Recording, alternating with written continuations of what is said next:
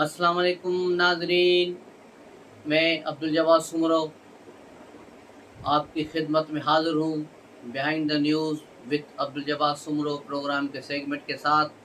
तो शुरू करते हैं आज की खबरें।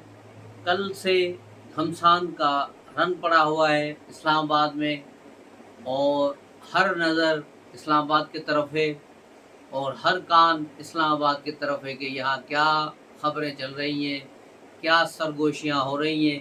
कल ही हमने बताया था कि बहुत कुछ बड़ा होने जा रहा है, बल्कि एक हफ़्ता पहले मैंने फेसबुक पे भी रखा था कि 15 दिन के अंदर अंदर बहुत सी चीज़ें बदलने वाली हैं। तो ये चीज़ें अब बदलने जा रही हैं। खुसूसन सुप्रीम कोर्ट को बदलने जा रहा है कि सुप्रीम कोर्ट में एक अलग आइनी अदालत बनाने जा रहे हैं, जिसका मुआहदा मियां मोहम्मद नवाज शरीफ और मोहतरमा बेनज़ीर भुट्टो शहीद ने 18 साल पहले किया था।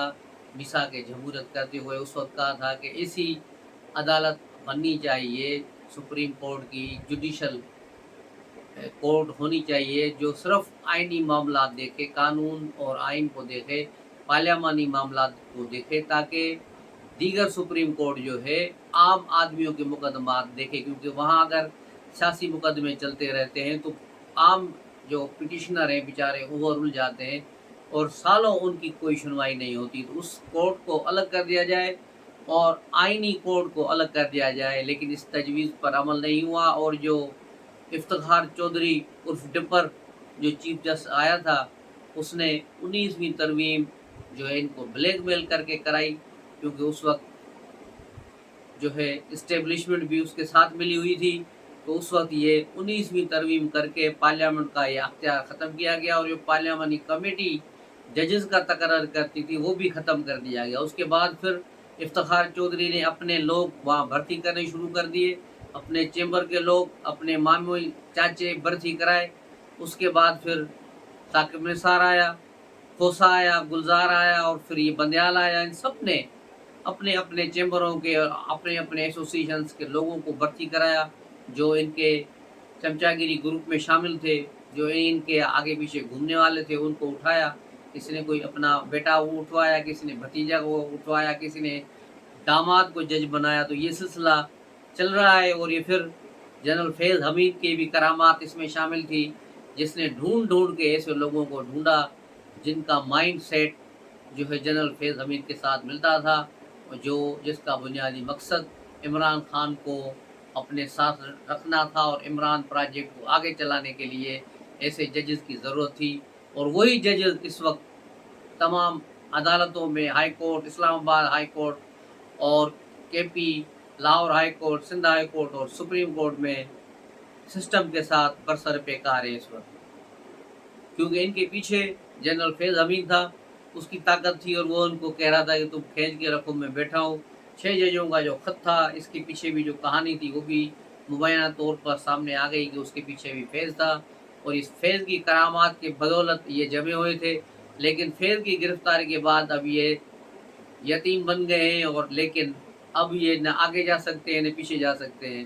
तो ये अपनी जगह पर वहीं फंसे हुए हैं, वहीं अड़े हुए हैं, और फिर भी ये दंगेबाजियों से और इन छोटी मोटी शरारतों से बाज नहीं आ रहे। कल भी इन्होंने 8 जजों ने, सुप्रीम कोर्ट के जजों ने जो वज़ाहत जारी की है, वो अपने तौर पर एक बड़ी मग़ज़ाख़ेज़ आर्डर है।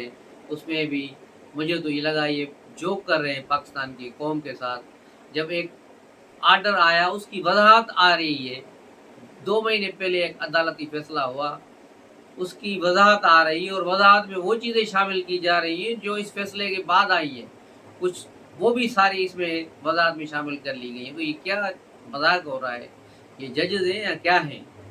किस तरह के ये फ़ैसले हो रहे हैं? किस तरह ये पाकिस्तान के साथ खेल रहे हैं? लेकिन हम चलते हैं कल की तरफ।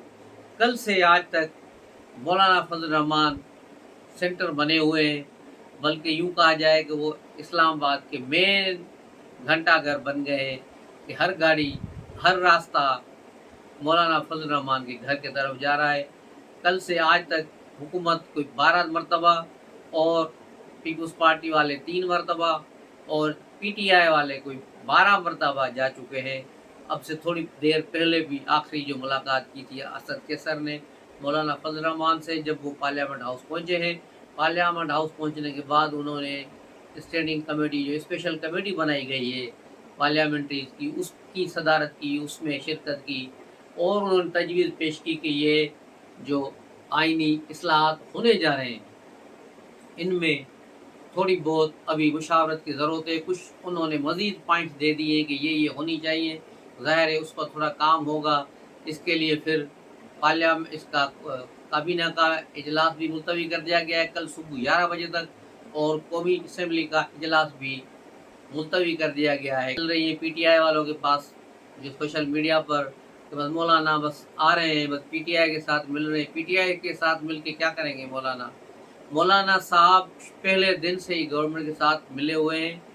मैं आपको ये बात लिख के दे सकता हूँ, तो उनके मर्जी और मंशा के बगैर ये मुमकिन ही नहीं था कि ये आइनी पैकेज बनाते और उस पर अमल दरामद कराने की कोशिश करते, क्योंकि उनको पता होता कि मौलाना साथ नहीं तो कैसे होगा। तो ये सारी चीज़ें बनाई गई मौलाना को मना कर। और आपको याद होगा कि मौलाना ने जो तकरीर की थी कौमी असम्बली में, उन्होंने कहा था कि अब फार्म 45 की गवर्नमेंट हो या 47 की, लेकिन ये गवर्नमेंट ये चलेगी और हमें इसके साथ ही काम चलाना होगा। तो आप उससे अंदाज़ा लगा लें कि मौलाना ने उसी दिन जो है अपना सिग्नल दे दिया था कि मैं हुकूमत के साथ हूँ। ये सिर्फ टोपी ड्रामा हो रहा है। इमरान खान और उसके जो चहेते हैं पीटीआई वाले, उनको थोड़ा सबक सिखाने के लिए इन्होंने किया है, ताकि ये जो हर जलसों में पिछले 12 साल से मौलाना की बेइज्जती करते आ रहे थे, डीजल डीजल हर जगह डीजल, तो अभी उसी डीजल के पीछे उसने डीजल ने साबित कर दिया है इसको कि मैं डीजल नहीं मौलाना हूँ, और उसी के पीछे आज ये नमाज भी पढ़ रहे हैं और इतने सुधर गए हैं कि उसको मौलाना साहब के अलावा कुछ नहीं कह रहे। तो आप ये देख लें कि ये कितनी बड़ी तब्दीली है। और मेरा तो ख्याल है कि ये इमरान खान भी वहाँ, क्योंकि पीटीवी पे भी ये खबरें चल रही हैं और इमरान खान पीटीवी देख रहा है तो खबरें ज़रूर देखता है, तो उसको भी वहाँ दिखाया गया होगा। बल्कि अब तक उसको सारी वीडियोस भी दिखाई जा चुकी होगी, क्योंकि बहुत सारे इमरान खान के वहाँ सहूलतकार मौजूद हैं। तो ये सूरत हाल है, दिलचस्प जो सूरत हाल है। इसमें क्या क्या तरामीम हो रही हैं, जो तरामीम में उस पर बात करते हैं। जो मुसवदा की जो चंद नुकात लीक हुए हैं उसके मुताबिक आइन के कई आर्टिकल्स में जो तब्दीली लाई जा रही है। सुप्रीम कोर्ट का जो सोमोटो का अख्तियार है उसमें भी कुछ तब्दीली लाई जा रही है। और जजेस की उम्रें जो हैं उसमें बढ़ाया जा रहा है, जो 65 है उसको 68 करने की जा रहे हैं। और इस हाई कोर्ट के जजेस की जो उम्रें हैं वो 62 से 65 की जाएंगी। तो इस तरह बड़ी तब्दीली लाई जा रही है। इस तरह ये भी हो रहा है कि हाई कोर्ट्स के जजों की रोटेशन होगी एक जगह से दूसरी जगह। जिस तरह दूसरे सूबों में तो ये होता है, लाओ पंजाब में भी, सिंध में भी, केपी और बलूचिस्तान के जजेस अपने डिविजनल बेंचों में भी जाते हैं, वहाँ समातें करते हैं। लेकिन इस्लामाबाद हाई कोर्ट वाहिद जजेस हैं जो यहाँ बैठ के जो है फ़रौन बन जाते हैं। क्योंकि आपको ने देखा होगा कि पानी अगर एक जगह जमा हो जाए तो गदला और बदबूदार हो जाता है, तो ये निज़ाम भी इस तरह बदबूदार हो जाता है। तो इनके लिए भी ये रखा गया है कि अब इनकी भी रोटेशन होगी। इस्लामाबाद का जज जब डीआई खान में जाके बैठेगा या लाड़काना जाके बैठेगा या मुल्तान बैठेगा, तो फिर लग पता जाएगा कि काम कैसे होता है, कैसे इंसाफ होता है, फिर पता चलेगा इनको। तो ये सारा अदालती निज़ाम में बहुत बड़ा इनकलाब आ रहा है, बहुत बड़ी तब्दीलियाँ आ रही हैं, जिससे आम लोगों को बहुत फ़ायदा होगा। क्योंकि 60,000 केसेस इस वक्त सिर्फ सुप्रीम कोर्ट में पेंडिंग है। इस्लामाबाद हाई कोर्ट समेत मुल्क भर की अदालतों में कोई 10 लाख से ज़्यादा केसेस हैं जो पेंडिंग है। पिछले कई सालों से, जब से पाकिस्तान बना है, केसेस पे केसेस बन रहे हैं और लोग बेचारे धक्के खा रहे हैं। सुप्रीम कोर्ट में तो 5-5 साल में भी उनकी जो है सुनवाई नहीं हो पाती। लेकिन इमरान खान का केस हो, उसको कब्ज़ हो, तो भी बस भागे भागे आते हैं, बस इमरान खान को कब्ज़ हो गया है, इसके लिए कुछ करें, फ़ौरन जजेस बैठ जाते हैं। तो ये सूरत हाल है। उसको ज़मानत लेनी हो तो जजेस एक एक दिन, दो दो दिन उसका इंतज़ार करते रहते हैं कि कब आ रहा है मेरा माई, कब आके ज़मानत ले रहा है, जल्दी आए, चेहरा दिखाए तो हम उसको ज़मानत दें। और एक लम्हे में उसको अदालतें दी जाती हैं। और इस किस्म की अदालतें, ज़मानतें भी आपने देखी होगी इस्लामाबाद हाई कोर्ट की, इसको सारे केसेस में भी ज़मानतें, इस पर जो केस अब अभी बने नहीं है उस पर भी ज़मानतें, जो हुकूमत सोच रही है उन केसेस में भी ज़मानत है। क्या अदालतें हैं, क्या निज़ाम है, इंसाफ है पाकिस्तान में।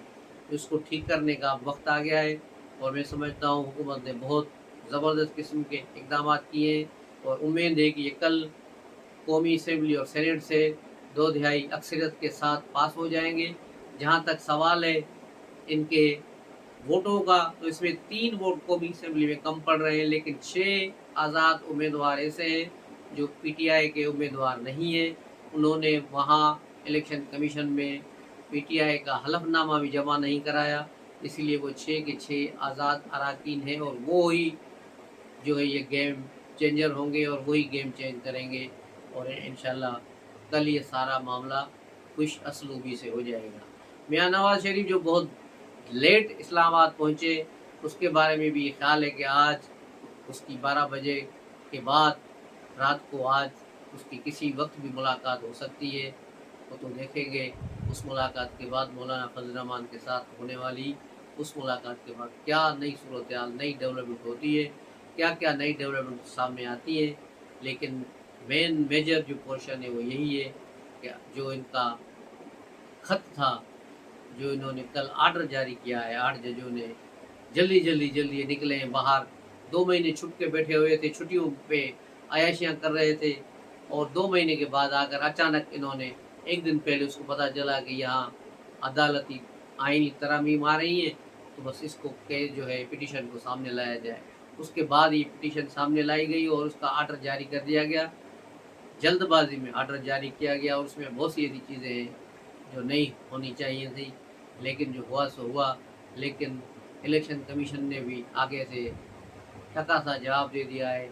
इस पर मुझे बाबर अवान का वो शेर याद आ रहा है, जब उन्होंने यूसुफ रज़ा गिलानी केस में कहा था कि नोटिस मिलिया कख ना हिलिया, तो यहाँ भी कोई कख नहीं हिलिया।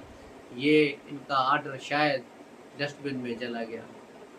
ये है आज की सूरत हाल।